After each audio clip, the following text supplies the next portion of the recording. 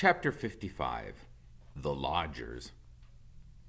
Firelight spilled out from the nest and into the cold, blustery night. Roz sat inside and listened to the wind and to the soft pops and crackles of burning wood. And then the robot's keen hearing picked up another sound. Tiny footsteps crunching through the snow. Roz, I'm freezing. I'm freezing. Can I join you by the fire, please? Said a weak voice. Into the light crawled Chit-Chat. The squirrel was shivering, and clumps of ice stuck to her fur. When she finally felt the heat of the fire, she collapsed.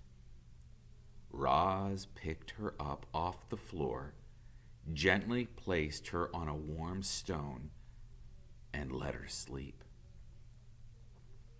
An hour later, there were more footsteps, and a family of hares shuffled into the nest.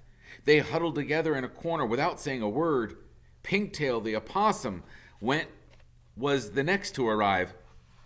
Good evening, she mumbled, trying to act cheerful. It certainly is chilly. Swooper the owl hobbled in, followed by some chickadees and a magpie. Fink knew a good thing when he saw it, and the fox lay down right by the fire. Then came Dig Down, the groundhog. The fuzzy bandits carried in an old turtle named Crag, who was in the worst shape of all. Creatures should have been hibernating deep underground had been roused by the vicious weather. Only the healthiest animals with the warmest homes were safe. More and more weary animals appeared, and slowly the lodge filled up. This was the first time many of the lodgers had seen fire, and they gazed at it with a mixture of fear and hope. They could feel the fire's destructive power, but they could also feel its healing power as it warmed their bones. The lodgers seemed to push forward, eager to feel more warmth, and then pull back, afraid of feeling too much. It was important that the lodgers understood fire, so Roz showed them how to build one. She showed the smaller animals how to arrange the kindling, and she showed the bigger animals how to arrange the logs. Bumpkin, Lumpkin, and Rumpkin struck the firestones together, and everyone cheered when they finally managed a spark. As Roz looked around, she saw moles curling up beside an owl, a mouse snuggling between two weasels, hares nestling against a badger. Never before had the robot seen prey and predators so close and peaceful. But how long could the peace possibly last? I propose a truce, said Roz.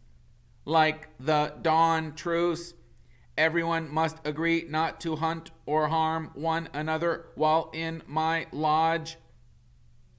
Very well, said Swooper after consulting his carnivorous friends. We hunters will control ourselves. Then it is settled, said Roz.